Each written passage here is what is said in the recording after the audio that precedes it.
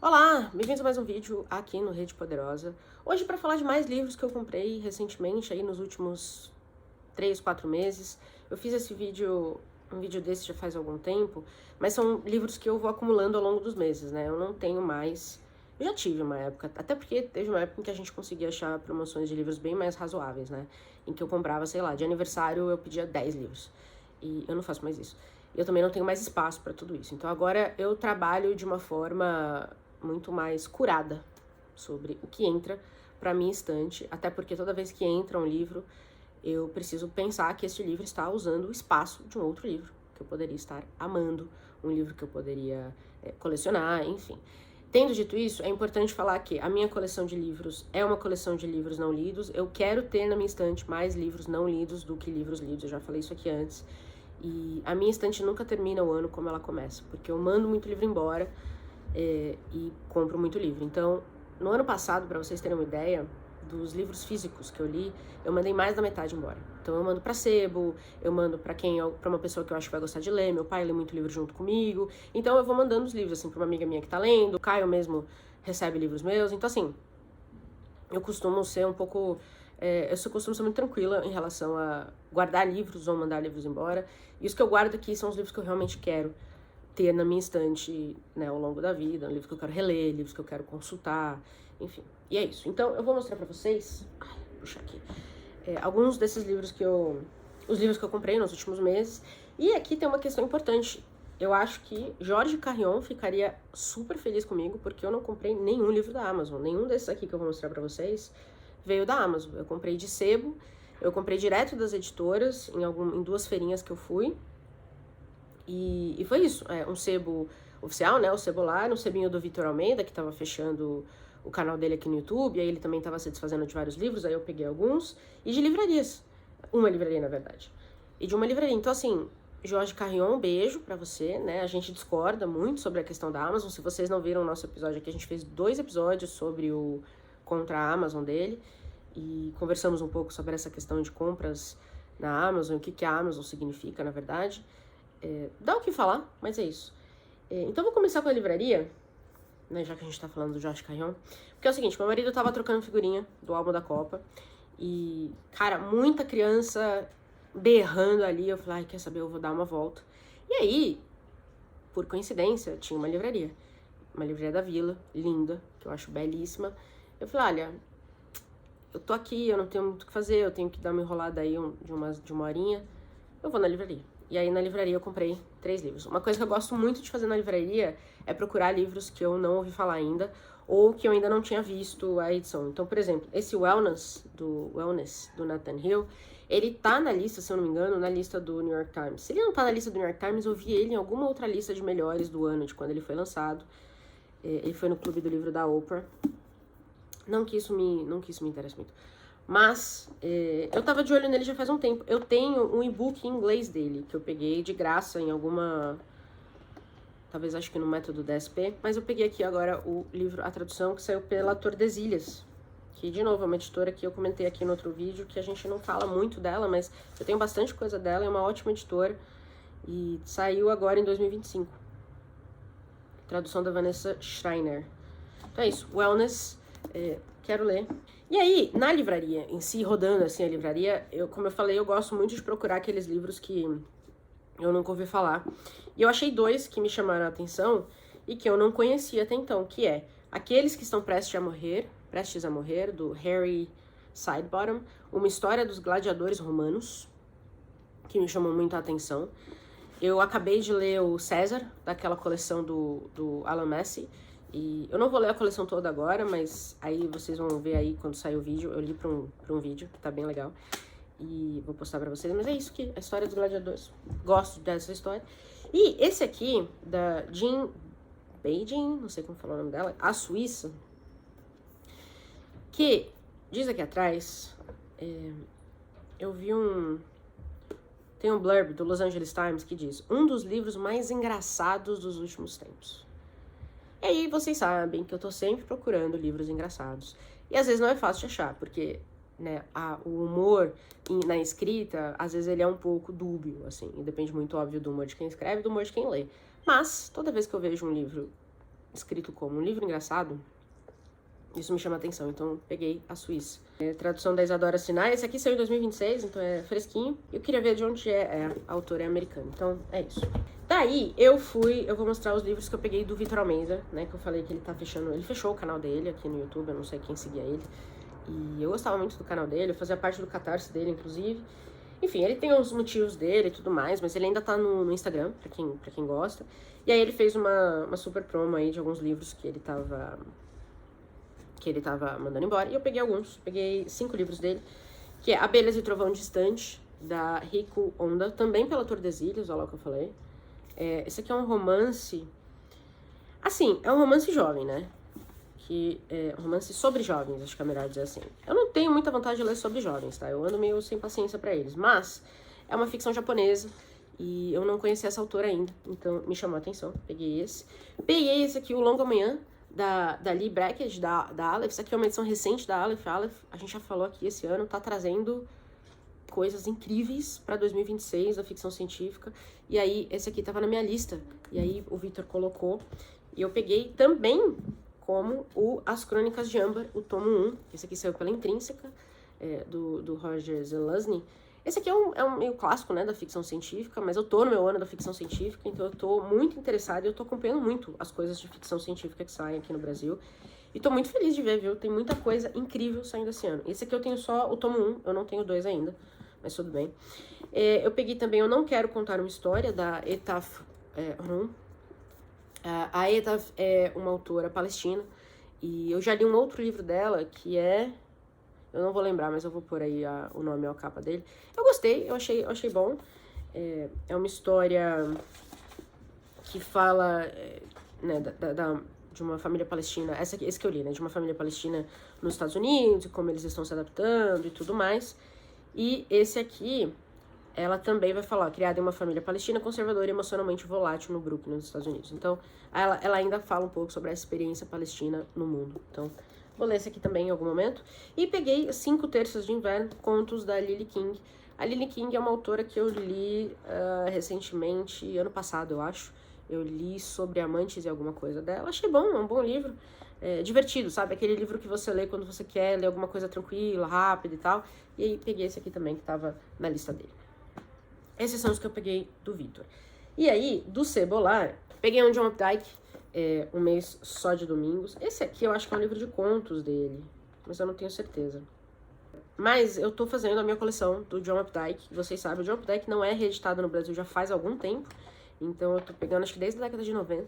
Então tudo que eu tô pegando dele é dessa época. E essa ediçãozinha até tá boa, não tá perfeita, mas tá boa.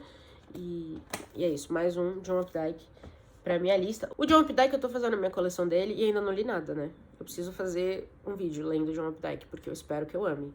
Porque você imagina, eu já tenho, sei lá, uns 15 livros do cara que eu tô colecionando. E aí eu leio e odeio? Eu vou ficar muito irritada. Eu peguei um J.M. Simmel, que é Ocultos na Escuridão. Esse aqui, o Simmel é um autor alemão, se eu não me engano, muito famoso por escrever, assim, thrillers, vários envolvendo nazistas. Então, eu tenho alguns livros dele já, e também é um autor que eu ainda não li. Eu tenho Nem Só de Caviar Vive o Homem. Inclusive, eu acho que eu tenho esse do Caviar em português e em alemão. Eu comentei eu não sei se já saiu esse vídeo, mas teve uma época que eu tava estudando alemão. E aí eu peguei alguns livros em alemão pra eu ir, né, me adaptando. Porque como eu gosto de ler, eu também gosto de me jogar. Só que é impossível. Se você não tem 7, 8 anos estudando alemão, ler um livro em alemão. Mas enfim, eu tenho ele aqui. Então, um Simmel. Eu peguei Os Fios da Fortuna, da Anita Amirezvani, aqui.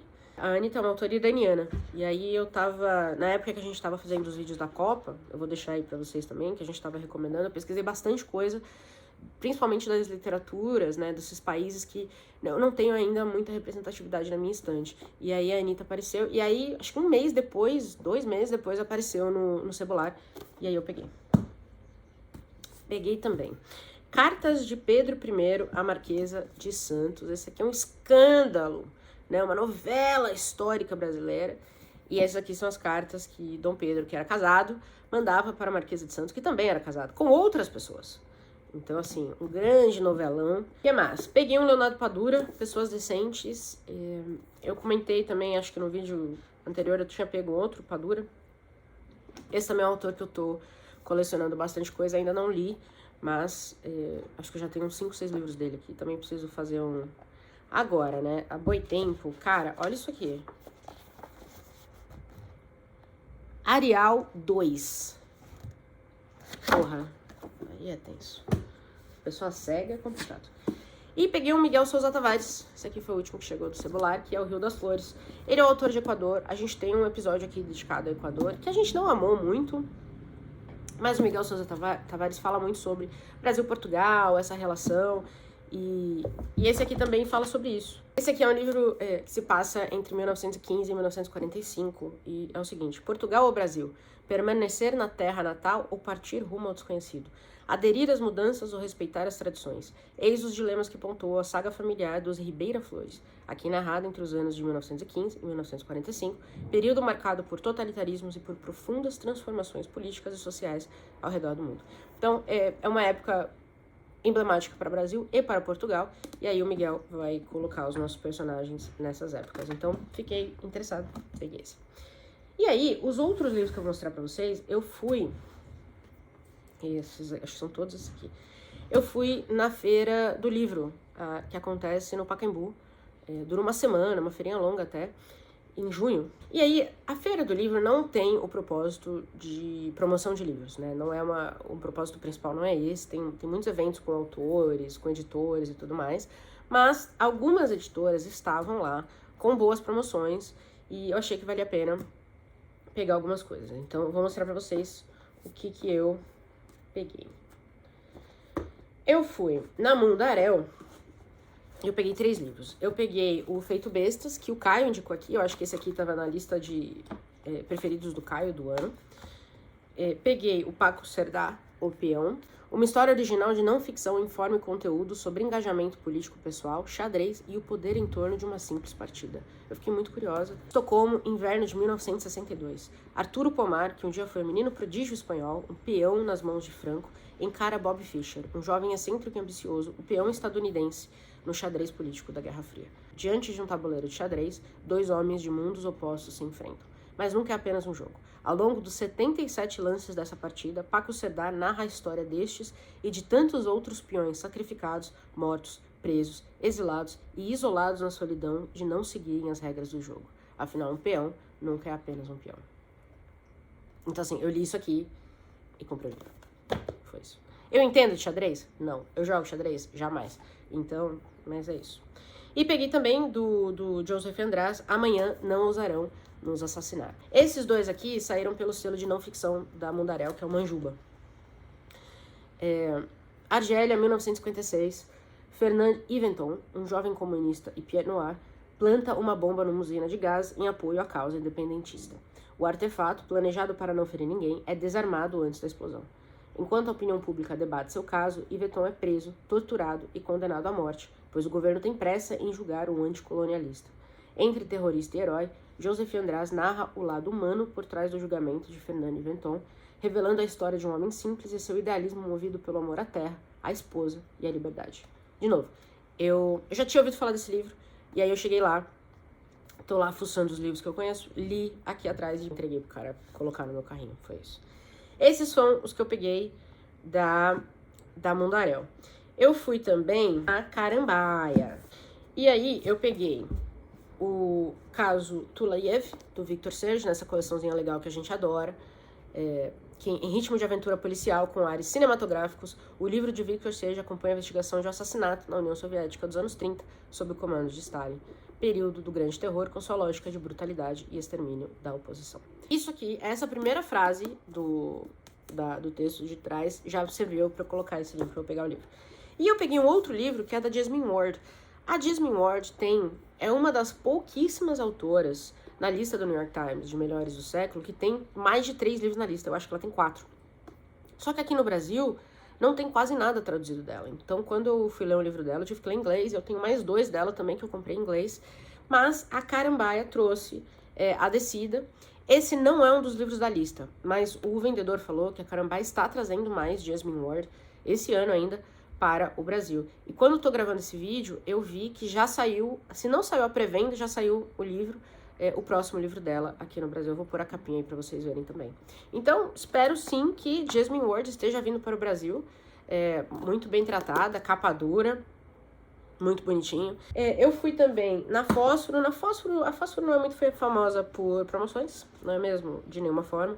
Mas eu peguei o Rejeição, do Tony Tulatimut, não sei como falar. Esse livro aqui entrou na lista, eu acho que, sei lá, umas 5 listas diferentes de melhores do ano passado. Eu fiquei muito curiosa para ler esse livro. É a primeira tradução desse autor para o Brasil. Uma editora que eu acho que eu ainda não tinha na minha estante, e finalmente eu tenho, é Hercolano. Hercolano tá vindo super firme aí com... Achei muito fofinho os livros deles, eles têm uma coleção muito interessante, mas eu peguei 2. Eu peguei O Homem-Formiga, do Han Heiner, ou Ran Heiner, não sei como falar. Parece que o abalo de uma tal metamorfose deveria deixar uma lembrança duradoura. Nada disso. Eu era homem um instante atrás. Agora não era mais. Foi um livro publicado em 1901. Foi publicado, acho que 15 anos antes de A Metamorfose, que é a história de um homem que vira uma formiga. Então, eu fiquei curiosa também, até pra entender se ele dialoga com a metamorfose de alguma forma, né? Não sei. E é uma ediçãozinha super bonitinha, ó, mas é um pouquinho menor, também um pouquinho maior que minha mão. E muito bem trabalhada, achei. Bem bonitinho o trabalho que a Hercolano tá fazendo. Ai, não tô de polícia. Que a Hercolano tá fazendo. E eu peguei também O Palácio das Duas Colinas, do Karim Katan, que é um autor palestino criado em Jerusalém. Então, tudo na casa está pronto para a volta de pessoas que não existem mais. É o que tá escrito aqui atrás. Então, me chamou a atenção, eu peguei. Fui na DBA. A DBA peguei 2 livros. Peguei o Berg, da Anne Quinn, traduzido pela Gisele Eberspacher, que já esteve aqui no canal, maravilhosa. O Resgate de um ícone cult dos anos 60. Só por isso já peguei, e por ser tradução da Gisele. E peguei um Pablo Cachadian. Esse aqui é Uma Oportunidade. É um autor argentino que já foi muito bem falado por nomes como Alejandro Zambra e César Aira, que é o que tá aqui atrás. E aí eu tive que pegar esse aqui. Eu acho que eu tenho um e-book de um livro dele, que eu peguei. Eu não tenho certeza, mas tenho esse aqui agora na minha estante. E, por fim, chegamos ao final. Eu fui na Todavia. Eu tô sempre de olho, né, no catálogo da Todavia. E eu tava de olho há muito tempo no Beijo da Mulher-Aranha, porque... Eu não sei se vocês sabem, mas saiu uma versão nova do filme, com a Jennifer Lopez. E ninguém assistiu, pelo jeito, né, o vídeo. Inclusive, não sei nem onde acha o filme, tem que dar os seus pulos aí mesmo. Mas eu sempre quis conhecer essa história, é uma história clássica da literatura argentina. E saiu uma edição nova pela Todavia, então eu peguei esse. Peguei um que estava na minha lista, inclusive, por causa dos vídeos da Copa também, que é o Congo. A História Épica de um Povo.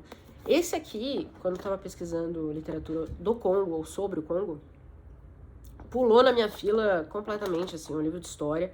Eu amo livro de história, parrudinho, grandinho. E peguei lá também. E peguei, por fim, o último livro dessa lista, Uma História da Literatura Brasileira Contemporânea, a narrativa da Regina Dal Castanher. Esse aqui. Eu acho que esse aqui vai ser uma coleção. A narrativa é um, eu acho que já tem mais um, se eu não me engano. Mas eu gosto de livros sobre livros, eu adoro. Eu tenho toda uma parte da minha estante dedicada, inclusive aqui atrás. Então eu gosto muito de livros que estudam livros ou literatura como um todo. E eu tava de olho nesse aqui desde que ele lançou. Acho que lançou esse ano passado. Lançou 2026, lançou esse ano. Então eu vi e fiquei curiosa, um verdadeiro guia para entendermos a imaginação brasileira. Ainda mais os que são destinados a estudar a literatura brasileira. Então, peguei esse aqui. E é isso. Esses são os livros que chegaram recentemente na minha estante. Espero que vocês tenham gostado. Me contem se vocês já leram alguns, ou se alguns desses também já estão na sua lista. Se você tem interesse em saber mais sobre alguns desses livros, que a gente vai conversando. E a gente se vê no próximo vídeo.